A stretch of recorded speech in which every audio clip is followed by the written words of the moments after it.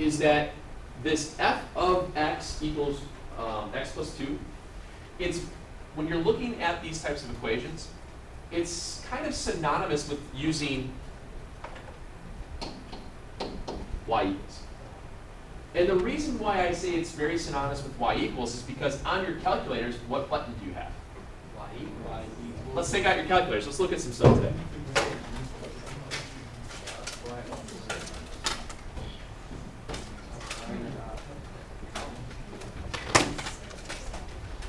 I want to look at a couple things with calculators today as we get through this. Let's do this. Let's type into the calculator. What was the example I used? X plus 2? Yeah. All right. Let's type that into the first y equals line there. So we hit y equals.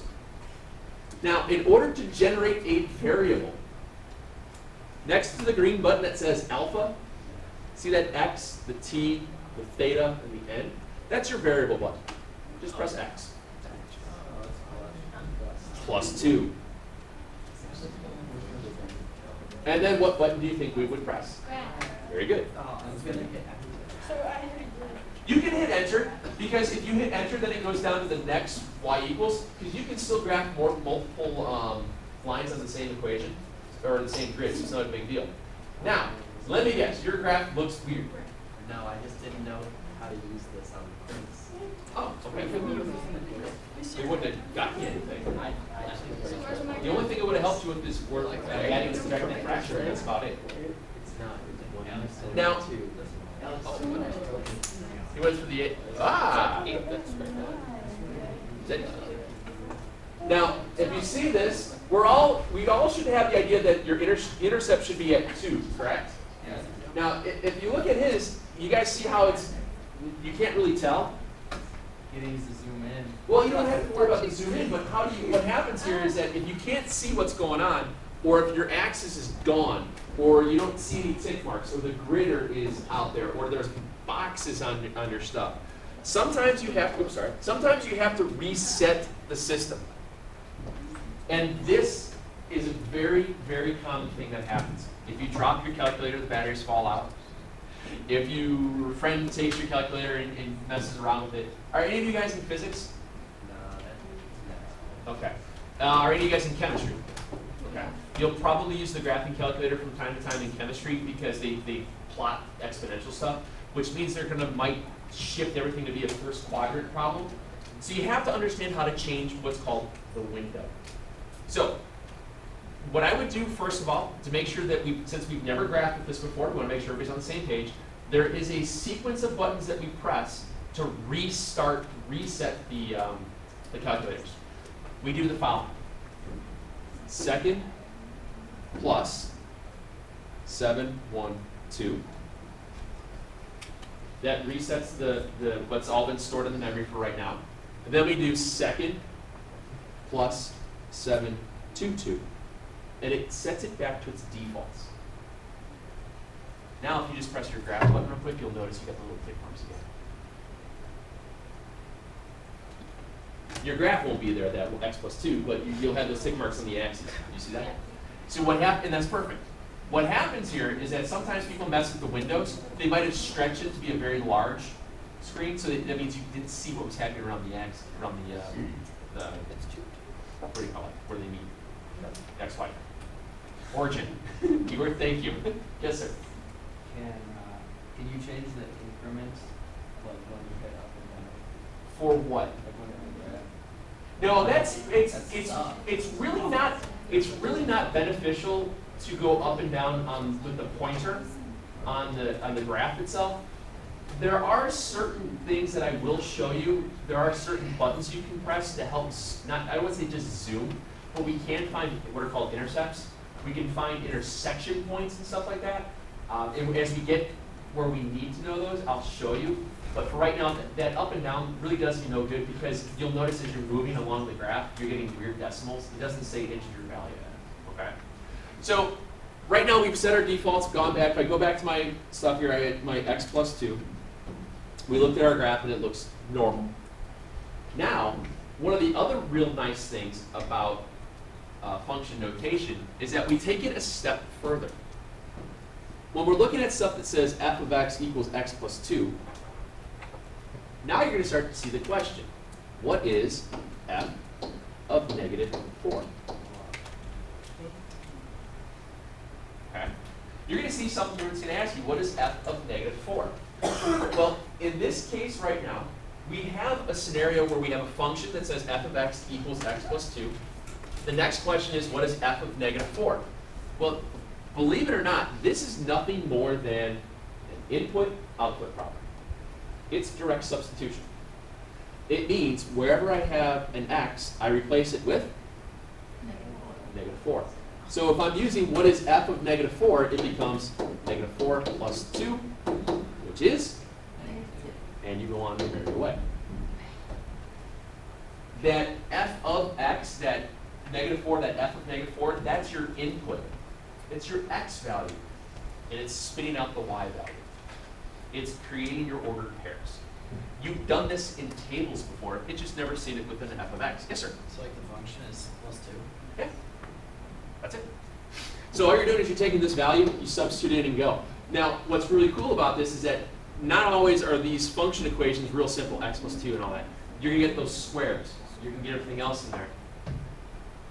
Another nice little treat with the calculator, hit second graph, and you get a table. Oh yeah. That table set of values will allow you to not make the mistake of squaring negatives. I know none of you have never made the mistake of, you've never made that mistake before.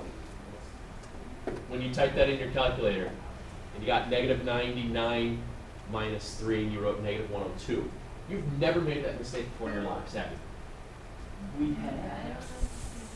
It's not 99, 18, negative 21, sorry. You've never made that mistake of that either. What happens here is that by using the table, if you type in what the function is in the y equals part, the table will automatically do your calculations for you.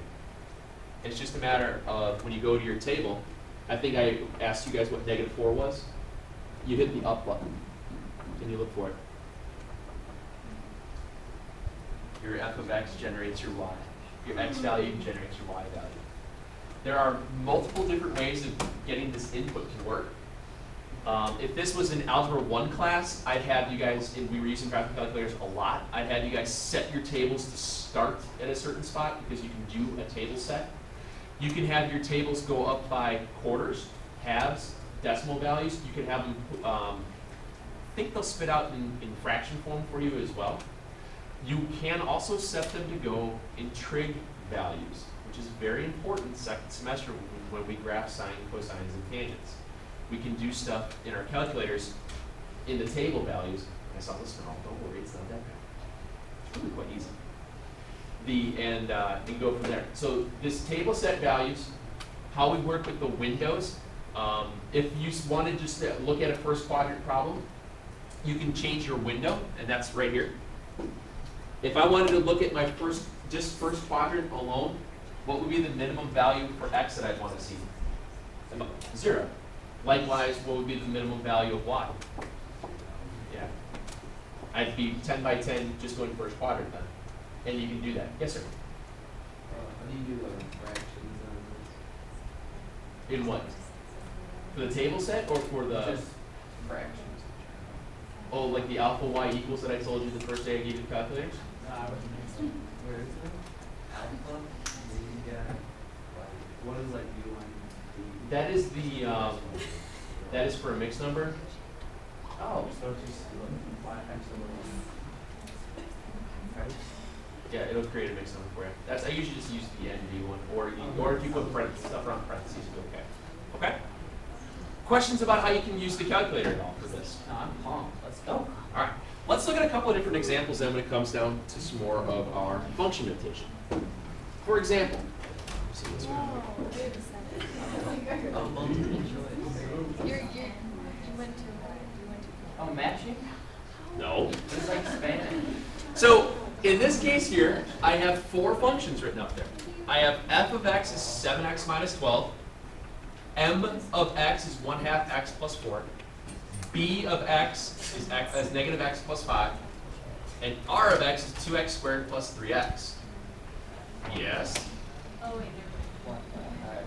This is So when you're given multiple values here, and it says what is f of 9, which equation do you think you're going to have to work with? F, M, B, or R? Probably F, because it has the F. Exactly. Oh, that makes sense. It tells you when you see multiple stuff like this, because this will come up, when you see multiple stuff here, this first letter tells you which one of these to input. So it says, what is f of 9? Well, f of 9, I use the f equation, and I get f of 9, below here, is 7 times 9 minus 12. Are M and B and R still functions? Yeah. They're just labeled differently. Instead of it'd be f, they just use different letters. They usually use lowercase. Because F was already taken. Correct. What's 9 times 7? What's 63 minus 12? 51 or something. 51 or something. Okay? Yes, sir. Richie has rough blood. They're telling me that the function is a 9. No, what it's saying here is it says what is f of 9. That's what that means when you see f parentheses 9. It tells you to look at the f equation and substitute 9 in for x. It's just direct substitution. Same thing with f of negative 3. Which equation am I going to pick? Negative F. Not negative f, f. And then what do I substitute in? Negative 3. Good. So this becomes 7 times negative 3 minus 12. And what do you get? Something like negative 32. All right. Try the rest of these. Don't worry about these two quite yet. We'll explain them in a second. But try the rest of those. What about car? Maybe. What? Remember, all it means is direct substitution.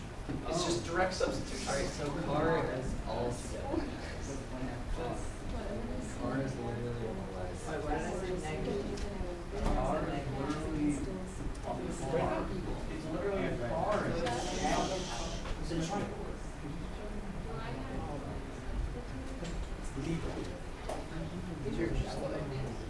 And that's what you make the car.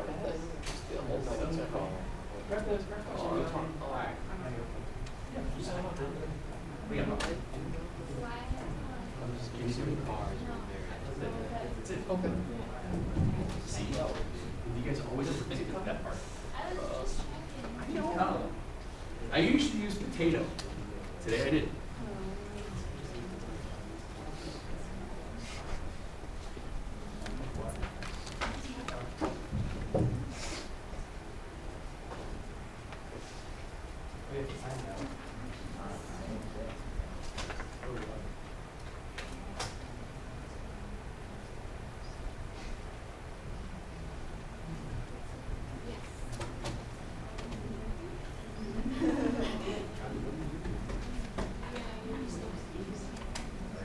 What do you got, guys?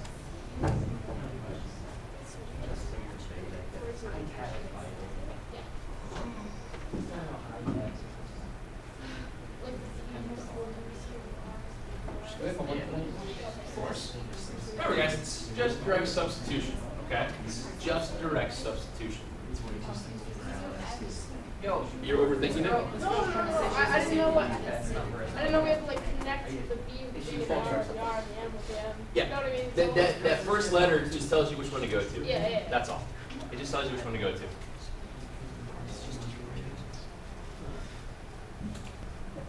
All right.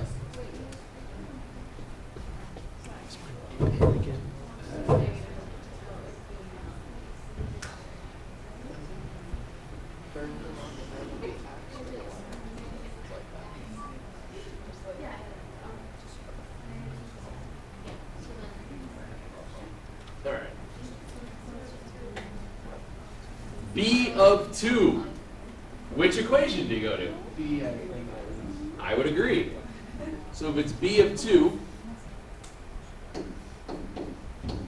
you get negative 2 plus 5. What do you get? 3. Yeah. Is it negative 3 or positive 3? 3. So what's the ordered pair? Which is it? Which one is the input? The B. The B part is the input. The output is the 3. So this is the input. What are you substituting in to generate the Y? So this is your input, and then this is your output. So this is your X, and this is your Y. That would be your ordered pair. Okay. If you're looking back at our graphs, remember when we did that, the input of negative 4, X was negative 4, your output was negative 2. That means that the ordered pair, it was negative 4, negative 2, is how that would look.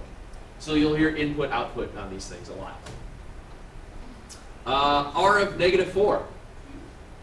Which equation again? R of X. So you get 2 times negative 4 squared plus 3 times negative 4. 20. First time. That's fine. I don't know if that's a reoccurring. Do we agree with 20? Yes. What did we last time? I was busy talking to Jack about how to find the B one. And he told me it was 11, but I was like, no, it'd be that. It's okay. M of car. Which equation do you use? M. So you get 1/2 car plus 4. So is it cut? Oh, is that? Oh, you tricky dude.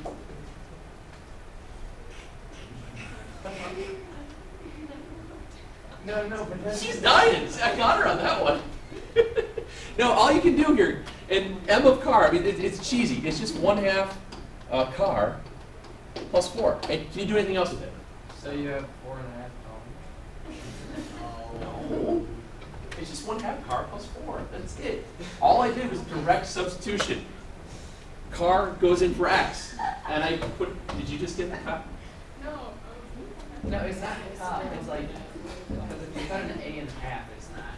Still. It's a C. It's a C. So it's like, it's like a half letter. No, it's not an S. It's like. In my mind, it sounded funnier. Kayla agreed with me. All right. Now, the rest of these things, I just did that car one. Just, you guys tend to overthink. All this is direct substitution. The letter in front of the whatever's in parentheses tells you which equation to use. And then you substitute in.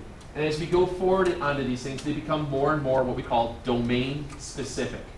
Now, real fast, the reason why I wanted to show you guys a little bit of the of this function notation is that this is a very, very common thing that shows up on ACTs.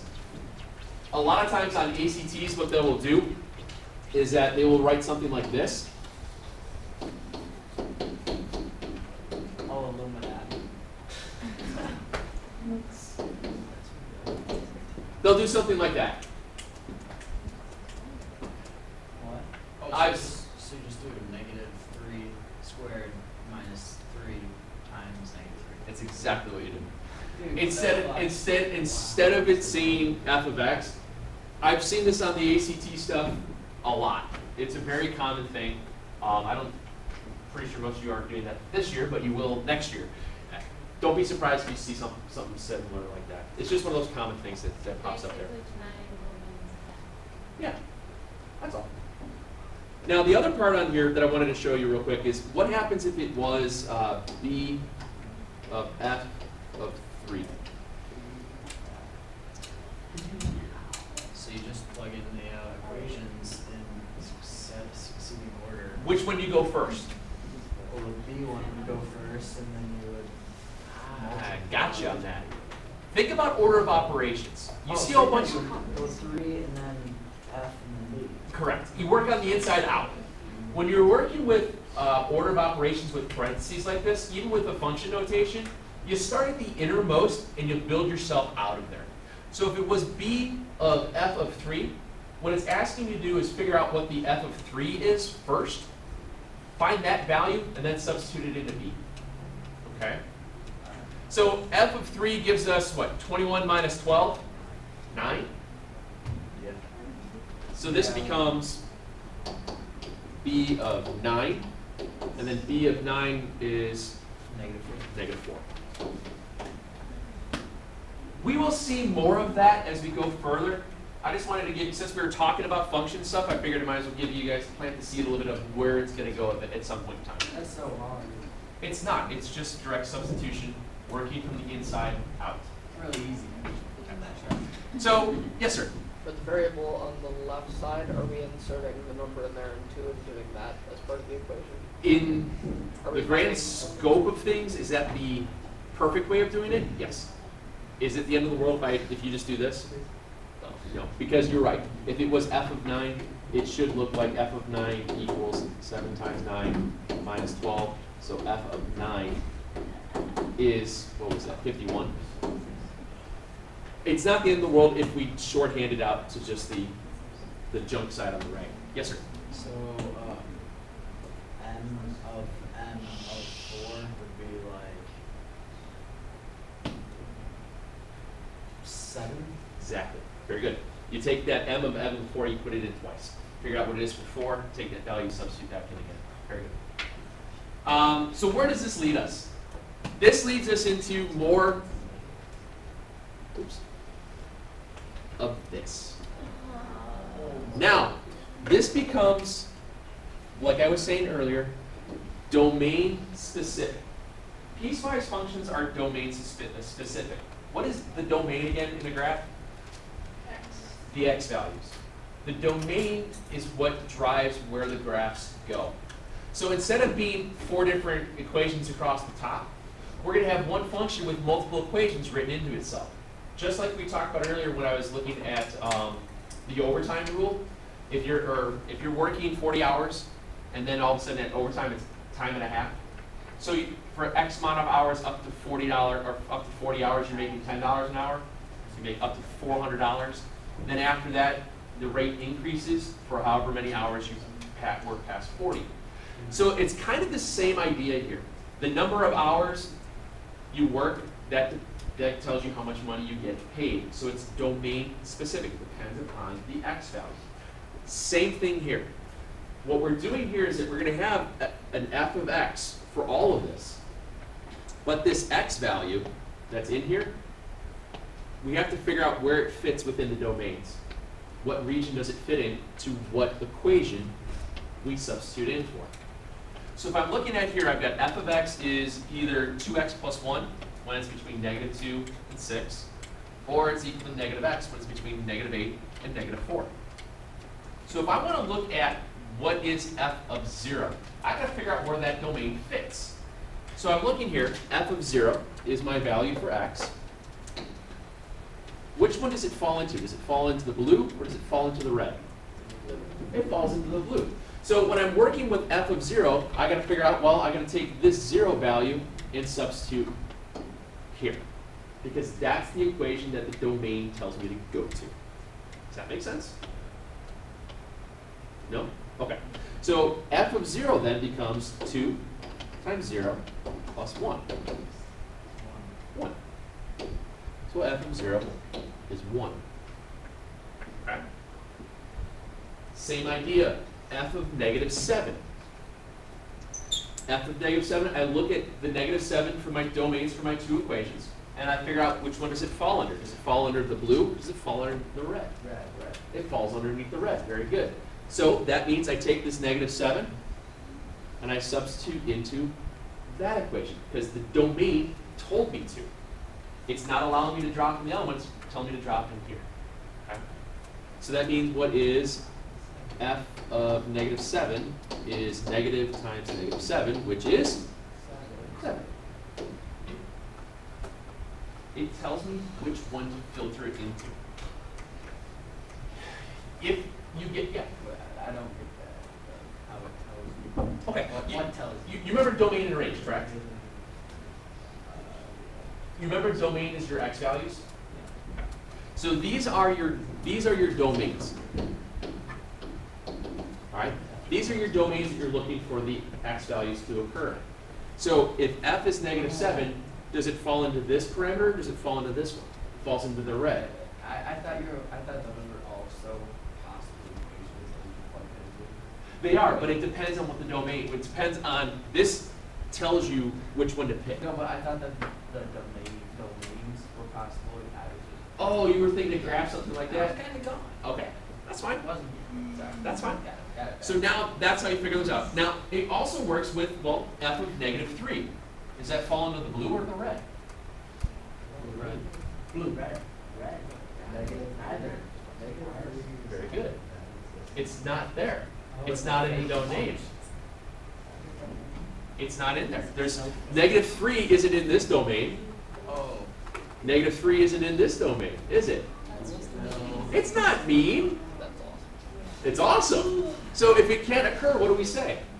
It's undefined. Undefined. Sometimes you can say undefined if you want to do that, or you can just do that also. Either one is fine by me. Because it's not defined by any of the domains there. I can't substitute it in. It won't work. And then f of 4. Is that going to be a blue or red? Very good. You substitute in for f of 4. 2 times 4 plus 1, you get? All right. So this allows us to figure out which one we're going to, if you will, drop into. Does that make sense? Yeah. So as we get into these more and more, you're going to start to see more of these style problems. So I've got these just function f of x drop-in style problems, these substitution ones for us. And I want to walk you through a couple of these examples that I have.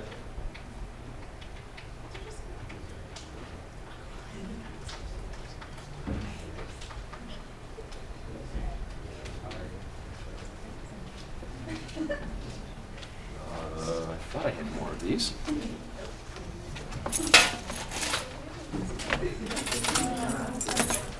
I thought I had enough of those. Now, let me explain to you guys these first couple here.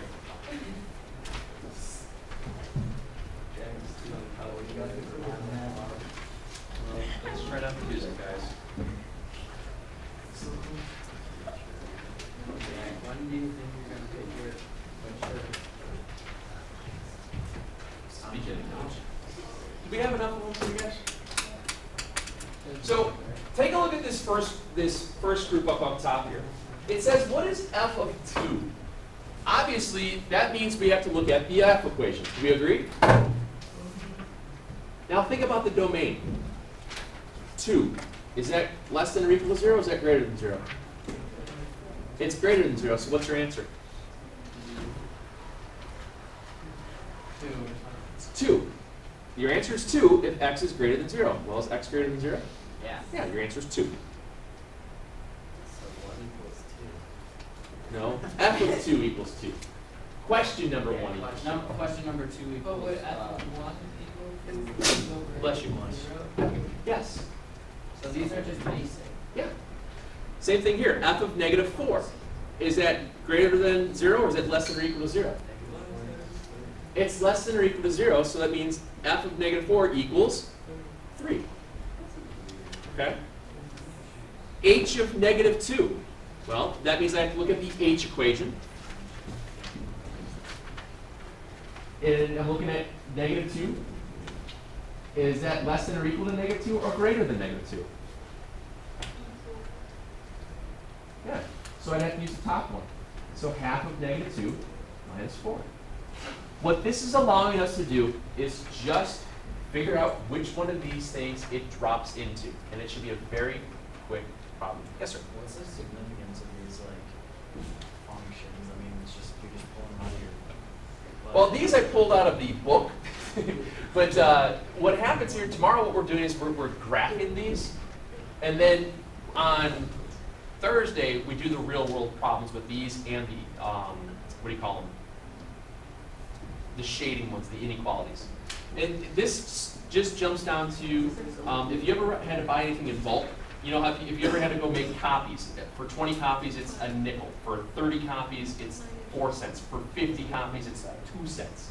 There's different price breaks, so it depends upon what each one of those costs. So that's kind of how this works. That's what a piecewise thing does. You're looking at one graph. All you're doing is you're looking at one graph, but you've got 2 different sets to it. It's like that overtime thing. You get paid X amount more dollars. Your rate goes up. There's only 24 of them on here, guys. Tomorrow when we come into class, I will have chosen 12 of them for you to enter in the little clickers so we can instantly see if we knew how to add, subtract, multiply, divide. All right, so it's just some quick, it's quick order of ops problems here for tonight. To be honest with you should be done with this in 10 minutes. Okay? Oh, so by then. What's that, sir? Good. Any other questions on this? Like I said, we will go further in depth.